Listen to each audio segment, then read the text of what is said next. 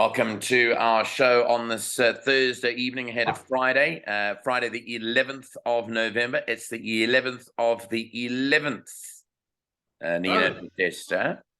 Tomorrow. Tomorrow, yes. 11th of the 11th, and I'll tell you why I know that very well.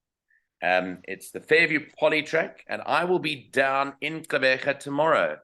So that's my place where I'll be spending the anniversary. Listen to this. 11 years ago, on the 11th of the 11th, 2011, was my kidney transplant on that day, 11 years ago. Yeah, that's amazing. Can you believe it? That's happened exactly 11 years ago tomorrow, and it happened on a Friday as well. So, and I remember it vividly. So there we go. That's historical in my book anyway. Yeah, what a coincidence that it falls on the Friday after 11 years. After 11 years. 11/11/2011. You go back and have a look at it. It's an amazing day for me to celebrate tomorrow. And I'll be commentating. I'll be doing what I love most on the anniversary of it too. On my favorite course. Can you believe it? And I'm so happy to hear that you're going there. I love it when you're there.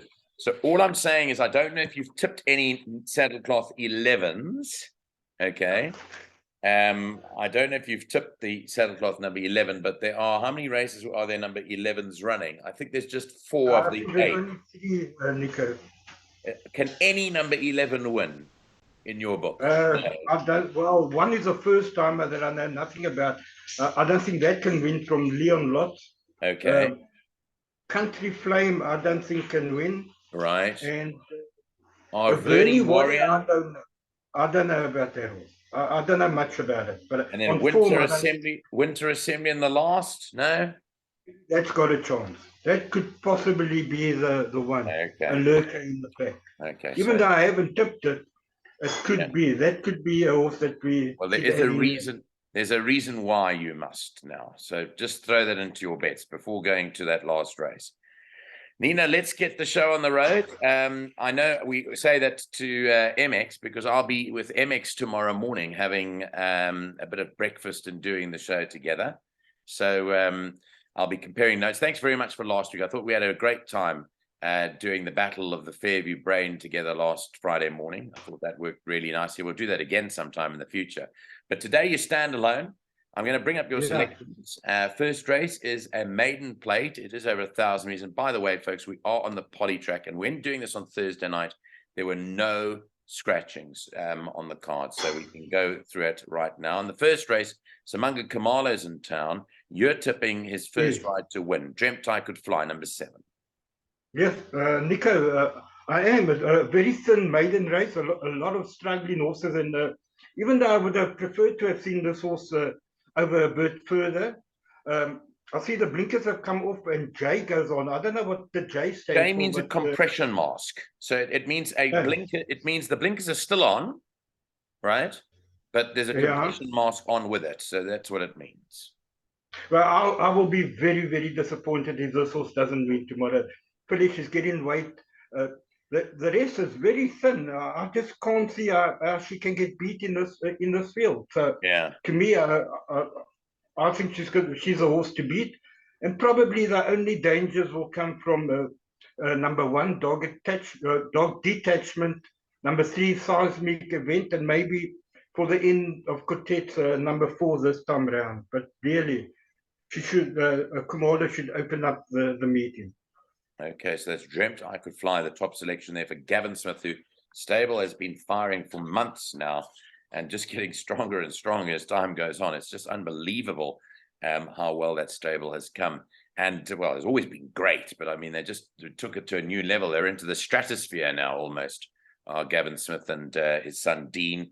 And it'll be nice to see them again. Okay, let's move on to race 2, which is the Fillies Guineas Plate. It is the feature on the day, race 2 over 1,400 meters. It is also the start of the PA. And the 2 horses that renew their rivalry are Ikoria and Peach Daiquiri. The only significant change is that both of them fought out the finish last time out with very little separating them, but both of them have changed riders. Peach Daiquiri's rider, Luyin Koto, is serving a suspension, and Ikoria's rider, Sianda Sisibo has been reverted back to the more senior JP van der Merwe after it went a bit pear-shaped with him on last time out. But he finished the next second. Anyway, they've changed it back to JP, and you're tipping your Ikoria ahead of Peach Daiquiri here. Yeah, Nico, you got to just weigh up your options here. How much more improvement has Peach Daiquiri got to come? She's a lightly raced 2-year-old. So I don't know how much better she'll be tomorrow. But on the evidence of the last run, she shouldn't be able to beat Ikoria. Ikoria's 2.5 kilo, theoretically 2.5 kilos better off. To me, she's a little bit more than that because, and I thought that she was very unlucky not to win. She should have won. I believe if she had a stronger jockey on, she would have won that race last time out, even carrying the 64 kilos. I do make it an absolute boat race, but I think Ikoria will turn the form around with Peach Daiquiri.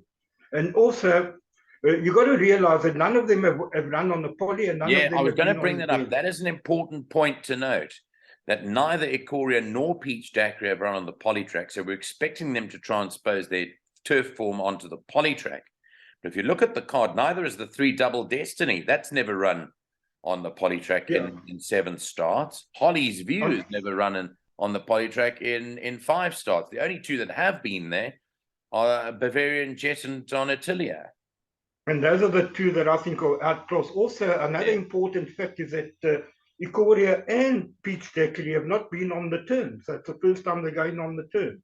They've all run up the straight.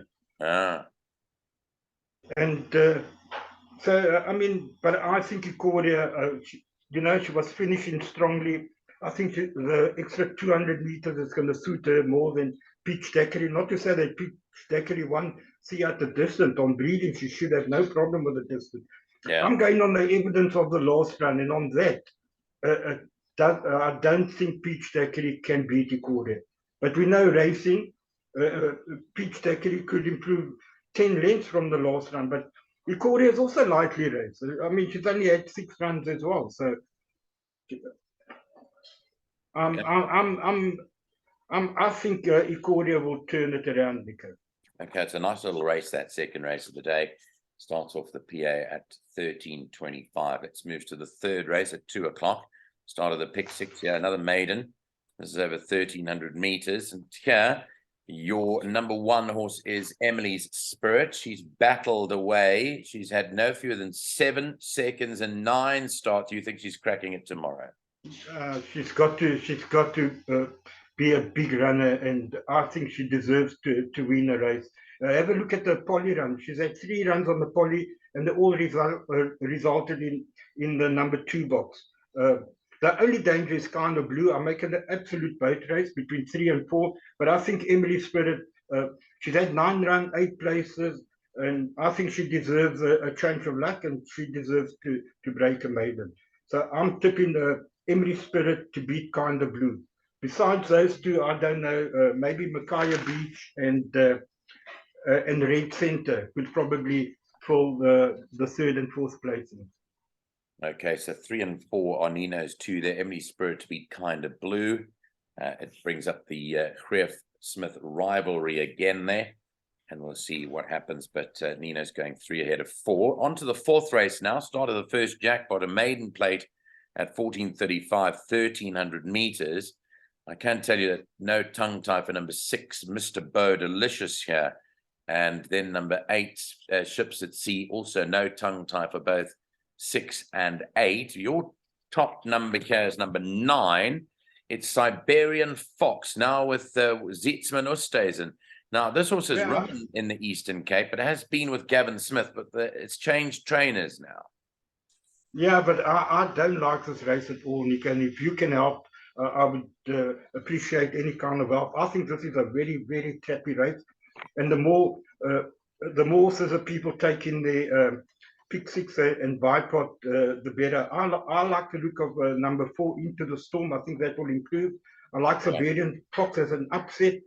I think American Dazzler, if it wasn't drawn 11, with the stable, I think Sharon Cotton's got Uncle George, but Yeah, Damon Danielson takes a ride on American Dazzler, and I think he's the stable jock to say for tomorrow. yeah, He takes a ride on American Dazzler, well-bred horse.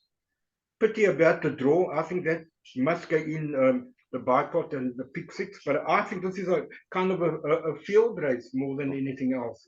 The only horses that I think can't win is number 5, Deep Dive, and probably the first timer, number 11, Midnight Eagle. yeah. No, this looks to be a very, very tough contest. I'm just partially looking into it now. You've gone 9, 4, 10, and 1. No doubt you've loaded up in your bipod when we come to those numbers just now. I have, and I probably need to add in one Ships at Sea that I missed. I don't know about Lord Tennyson. Do you know anything about that? No, I'm looking at it now. I'm just, I'm looking at it now. It's got blinkers. It's got a tongue tie. They put the tongue tie on. Well, Kelly Mitchley, I've got the utmost of respect for anything that comes out of her yard, but anything Paul Peter takes a bit of time. That was Paul Peter. Yeah, ex-Paul Peter. But Mr. Bodacious was Mike de Kock, was it not? Yeah, that was Mike de Kock, yeah. Yeah, it could be Mr. Bodacious. They put the blinkers back on. Ships at Sea is another one I would definitely think about putting in because it's had plenty of tries. I'm going to add that in the Bible. JP hasn't ridden it before, and he's always an asset to have on any horse. With the scarcity of senior riders in this country at the moment, with everyone exiting the country. But anyway, yeah, that isn't a nice race. That's not a nice race at all. So let's move on to race 5. Yes. Yeah, and just quickly, I know there was money for this horse opening ceremony a couple of times, the penultimate run, but he's been very disappointing. I don't know what, Richard Fourie hops aboard it now. So maybe that's another one on the poly, I don't. Well, look over the shoulder. Now, there's another interesting take on it because here Richard Fourie never rides for Duncan McKenzie. Duncan's one of the old shrewd men on the track, isn't he? Is the tin? Yeah, they call him the tin can man, eh? You know that? Yeah. The tin. They call him the tin can man. Yeah, they call him the tin can man. He's a wonderful, wonderful man. And I'd throw that in too. Now that you bring that up, opening ceremony, this is tough. I don't know how they're getting there, but that isn't a nice race to try and pick the winner. Okay, let's move on to race 5. Is a merit-rated 88 handicap over the 1900-meter trip, and I don't think I see anything here in race 5 in terms of changes. So let's go to this one. You're tipping your beloved A Blue Azure again, number 5. Well, I'm tipping it again. I think it's got a chance. You know what, Nico? I was disappointed with the penultimate run when she was beaten 2.3 lengths by Jacob's Ladder. Let's just see what happens there. She goes up half, and Jacob's Ladder goes up 2. So she's 1.5 kilos better off with Jacob's Ladder. But the last run, I thought that was a good run in a very strong feature race. It was. It ran on. 4 lengths. Yeah, only 4 lengths behind Cat Daddy. And, Memora C was in that race. And Glenn Cotson had another rider there that ran second to Cat Daddy. I can't remember the name. But that was a strong field. And that was a pleasing run. Hopefully, she is drawn a bit of a tricky draw. But if she comes back to that run when she beat Princess of Fire so easily, I think she's a runner. I think Waiting for Summer, Ideal Angel, and Storm Commander with Sumanga Kamala or dangers. And I don't know about Jacob's Ladder. Is a kind of horse that you can never leave out. He always pops up at big prices now and again. So another tricky race, and another race where pick sixes and jackpots, you've got to load up here again. I'm just looking at Ideal Angel as well from the Sharon Kotson yard. Ray Danielson picks up the ride. Ray Danielson's going down there, basically deputizing for Louis Mkotwa, who's serving suspension. This isn't a nice race. Again, a very tough contest, but A Blue Azure is Nino's top choice to finish ahead of the field here, despite, as he mentions in his own words, a tricky draw. Race 6 off at 10-4 is a fillies and mares 72 handicap over the 1900 meters. Blinkers and pacifiers go on number 9, Miss Otis, who tends to run on in the day. She certainly can pick it up in her time there, but she is one of the outsiders in the race. Here, River Cafe, who you have to say has been very good to you. Now, on this very, very show, you went out on a limb and you said to me, Nico, this is the horse to beat last time out. It went off at 20-1.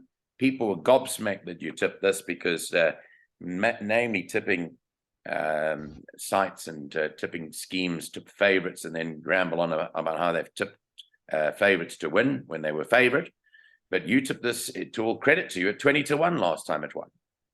Yeah, Nico, you know, I did. It was actually 25-1 the night before. And, you know, I tipped it because I followed the horse when it came from Candace Bass Robinson stable to PE.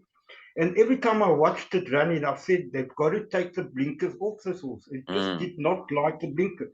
And the last week, when I saw the blinkers off, that's what made me tip it. I thought it would be a big runner. I'm glad to see the blinkers stay off. Yeah. And you have to be very... no, it won extremely well. It won very, very well that day. Yeah, and there's no reason why she can't follow it up. And I believe people that are going short, I can only see the winner coming from 2, 3, 6 or 7. I was also very impressed with the way Saint Anastasia ran last time. But that was on the turf. I don't know how she's going to go on the poly. But it was a pleasing run on the debut in PE. Yeah. And she was only just beaten by Izzy Esther. And she was drawn 13 out of 16, which is not as bad on the turf as it is on the poly, but she's drawn 1 tomorrow. So I think she's going to be a massive runner. So for the short list, and I am quite confident that the winner will come from 2, 3, 6 or 7. Now, to the max, he's ran 4 lengths behind River Cafe, and I think he's a couple of kilos better off with that run, which is he comes as down many as 3.5 kilos. Yeah. So to the max should finish right on top of River Cafe. Yeah. Okay. So that's the 6th race covered. As we move on to the 7th, a merit-rated 88 handicap, sprint 1200 meters, runs at 25-4. Now, number 2, All About Al, who you've tipped for second, has blinkers on. They put the blinkers on this horse. Number 2, All About Al. So that's an interesting update. But here, your value horse in the day is Captain Morisco. I really like this horse tomorrow, Nico. Captain Morisco, Samanga Kamala riding.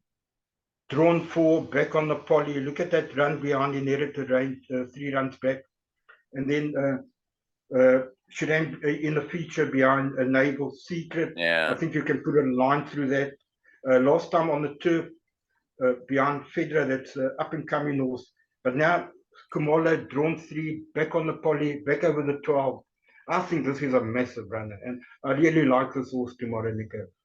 Obviously, All About Al never run on the poly. It was trained in Cape Town by Adam Marcus. Yes. But he's got a bit of a tricky draw here, and yeah, that is the problem there when you run first time there. Yeah. Yeah. The lurker in the pack would be Like That Loose with Muzieni up.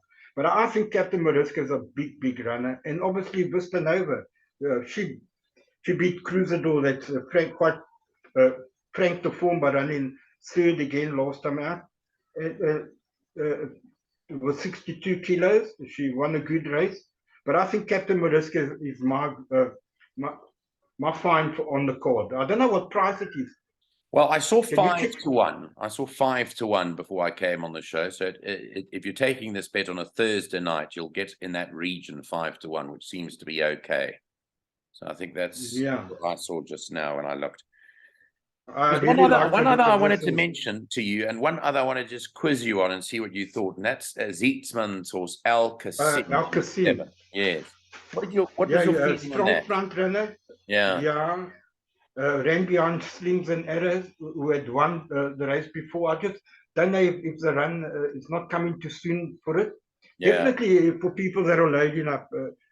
This horse goes straight to the front, and sometimes it just keeps on going. Yes. No, definitely. I see that Rachel Veneker rode it last time out. She's back on it this time out, and it's She is.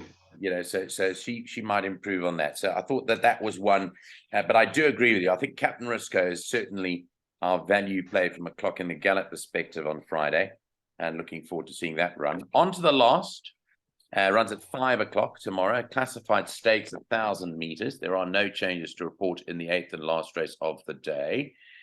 And here you're tipping number 4, Liddell's Echo, who narrowly got touched off by Notarix last time out over this course and distance. Was drawn at 7, but I think this horse is 1,000-meter horse and no more, Nino. Not 1,001. But the fact is, and I'm glad that you picked it out, it's drawn 1. Now, had this horse been drawn 1 last time out, it beats Notarix because it got the jolt in the saddle from Mr. Kamalo, and he is going to try and make amends for that for owner Kenny Govender, who I think had an absolute fortune to come if this horse had won, because it was 20-1 and he had a double going into it. I think that Mr. Kamalo might owe Mr. Kenny Govender something here in the last race.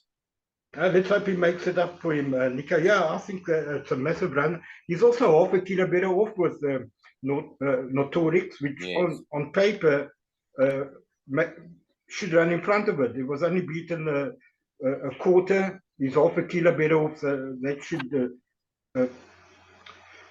should make him finish on paper in front of Notarix. But I do think it's an absolute 2-horse race, and people, I do believe 2 and 4 you'll survive the PA.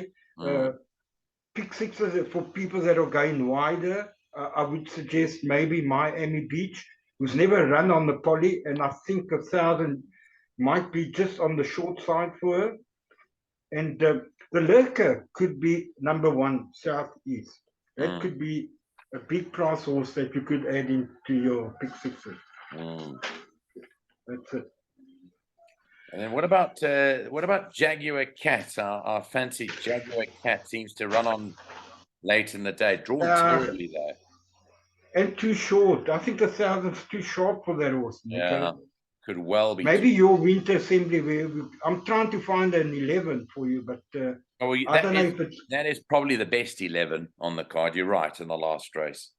So I'll be keeping an eye out for number 11. And if I do call it home, the clock in the gallop faithful will know why I've called it home, because things sometimes work like that. That's winter assembly. But I agree with you. You know what? More so now that I'm looking at it, Nino, that is turning out to be the second race that I'm really looking forward to calling, because I'm going to be watching Samanga Kamala and Wayne Agrella. Both are ultra competitive. You know, when Wayne Agrella beat Samanga Kamala in a finish, you're going to hear stories for the next week. And I think now that was the case when he beat it on Notarix, when he beat him on Notarix. Now, Kamala's going to be looking for the revenge. Surely he'll be looking for the revenge. He's going to try extra hard to outride Mr. Agrella. And get one back on it. Yeah, absolutely. I agree with you. That for me probably is the clash of the day. But whilst they're working out their own little thing, something may fly up and beat them both. That's sometimes racing. Well, as a strange way. If that happens, then I hope it's either Southeast or Winter Assembly. Because, for sentimental thing, I'm gonna put Winter Assembly in my pick six. Yeah. Just for fun, just in case. Just in case. Okay, that's it. That is the last of the day. Let's move on now to our suggested buy pot. And Nino, strange as these things work, this comes out to exactly 100 rand. Not 1 rand. Well, I'm going to add 2 horses in. Oh, you're going to add something in. Okay. Yeah, I'm going. So we go in banker first leg number 7. Dreamt I Could Fly. I'm definitely banking in the Korea in the second leg. If she does get beat, she's definitely going to run second. But I can't see her getting beaten. And I'm banking in Emily Spirit. I also can't see her missing the first 2. The third leg, I'm going to add number 2, opening ceremony, Okay. and number 8, ships at sea. So it's Okay. 1, Uncle George, 2, opening ceremony, 4, into the storm, number 6, Mr. Bodacious, number 8, ships at sea, number 9, Siberian Fox, and number 10, American Dazzler. So that's 1, 2, 3, 4. That will be 7 horses, eh? That's right. 7 horses there. That's 7 times 5, 35. So it's going to be 140 rand. Then the fifth leg I'm putting in from 3 to 7, which is Waiting for Summer, Ideal Angel, number 4, number 5, a Blue Azure.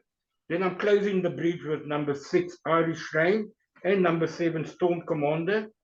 And the last leg I'm putting in those 4 horses, and I don't think we'll go out there, which is number 2, Wildest Dream, number 3, River Cafe, number 6, To the Max, and number 7, Saint Anastasia. Just explain, you mentioned something there, which I didn't know prior to meeting you guys, but it's something that is well known in horse racing among certain circles. You mentioned the bridge. Just tell people about the bridge. Tell those people that might never have come across the saying in horse racing, what does the bridge mean? In this penultimate leg, you've got 3, 4, 5, 6, and 7. Now, you don't really like 6 Irish Rain, correct? I don't really like it, but you know how many times I've lost big money by taking a 1, 3, 4, and the 2 win. Now, yeah. So that's losing a number. It's happened so many times that I don't care to remember how Yeah. much money and pick sixes I lost by making a bridge. So if you only got one bridge, like here, maybe in the third, but this is a bipod, but Yeah. it happens more in pick sixes. Yeah. So if you take 3, 4, 5, and 7, 9 times out of 10, the 6 comes to win. Yeah. Also, and I was at pains to point this out in the first 2 years of this channel running, is not to change bets. I hate, you know, the amount of times I've seen people change bets, even when it's the last minute, and people change their bet. They say, I've made a mistake. I've seen the mistake on this ticket. Let me go and change it. And you go and change it, and the original bet wins 9.9 out of 10 times. Don't change bets, folks. There'll be plenty of stories on this. There'll be plenty of stories on this show with people having changed bets and regretting the fact that they even saw the mistake. Don't change. Correct. And I always tell people, once you work out the bet, don't take out, rather add, but don't take out. Don't take out. I can tell you stories about don't take hundreds out. of people at Marshall's taking out, you know, they had, one guy had 10 horses in the pick six, and he said, now I've got to take this horse, has got no chance, I've got to go and take it out. He took it out, the biggest outsider in the field, and it came. It happened to us, if you remember correctly, in one of our discussions at least a year ago, where we were running in some bet. And, you know, I said, well, maybe let's take that out because it just works out too expensive.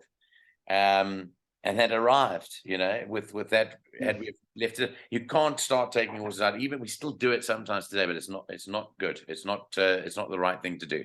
Anyway, the best bet of your day is Ikoria, who, funny enough, right now is 12-10 still because of that match race with Peach Daiquiri.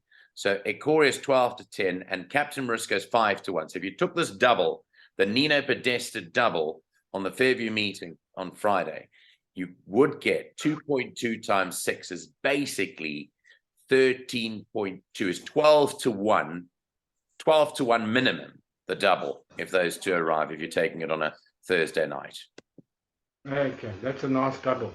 So that is your double there. Nino, it's been a great pleasure chatting to you. We always like our Thursday evenings. The Thursday is not complete without finalizing it with Nino Podesta. I'm just going to close off by just quickly asking you about the football. I know you're following football close. Well, you do follow football closely. I'm wearing my Chelsea shirt, and it's been awful for the Chelsea supporters. Everything has gone wrong for Chelsea. They can't seem to win a thing. They won't be able to even, they wouldn't win an argument at the moment with Chelsea. They're just in the doldrums. But the World Cup is coming out. Your beloved Italy did not qualify, which is well publicized. So who would Nino Podesta give as the top 3 teams for this year's Qatar World Cup, which starts a week Sunday? Okay, I'll give you the quartet. Brazil, Argentina, Belgium, and Germany. Oh, sorry, no, not Germany, France. Brazil, Argentina, Belgium, and France. Those are your top 4. Yeah. And if I may ask, who of those top 4 can I back to win the Qatar World Cup? I think France will go very close again. They've got a well-balanced team, and I think they're the team to beat. So I would go for France. They would be my first choice. Okay. Okay. My son is saying, yes, Dad. I agree, France. Well, I'm going against both of you boys and Nino, and I'm tipping confidently Argentina to win. That's my second choice, by the way. I like Argentina, and we were very right when we tipped Italy to win the Euro, remember, together. Yeah. I'm a huge Argentina fan, and I would tell people tomorrow to go out and take Argentina. There's also the small matter of cricket. I know you're not as keen on cricket as you are on soccer, but the cricket, the T20 final is between England and Pakistan. Takes place. Pakistan will win it, Nico. Sorry? Pakistan will win it. I'm a Pakistani. I know there's a lot of Pakistani viewers on this channel, a lot of Pakistani viewers, and a lot of English viewers too. So you're going for Pakistan to win the World Cup, the T20 World Cup. Okay, yes. And then final question, back to horse racing. The Summer Cup is in 2 weeks. Yeah, you would have seen the fields for the Charity Mile, the Victory Moon ran last week, Litigation won last week. I know it's a bit early still with 2 weeks to go, but what is your feeling on the Summer Cup? Who do you like to win the Summer Cup? You got to go with the Safe Passage, eh? I think that's the one. Yeah. And you? I'm not going to say anything just yet, but I can tell people out there that watch Clock in the Gallop that we've got a special next week, sometime next week. Watch out for it. Graham Hawkins, Mike Wanklin, Neil, and myself are planning to do a show next week to not only tip the winner of the Betway Summer Cup, but also to have a crack at tipping the winner of the Met, the WSB Cape Met, and the winner of the Queen's Plate. So all of that's coming up next week, where we're going to discuss the big ones coming up in the next few months here in South Africa. Okay. Yeah, looking forward to that discussion. Nino, that's where we will leave it. Thanks very much for your time, and all the best tomorrow. Been a great discussion, and we'll speak to you again next week sometime. In fact, there's racing on Tuesday, if I'm correct. Tuesday, another poly meeting on Tuesday, Nico. Talk to you Monday night. Okay. Go well. Thank you, hey, Nino. Thank you. All the best, and goodbye to all the viewers. I hope they make some money tomorrow. Thanks, Nino. Thanks for your time.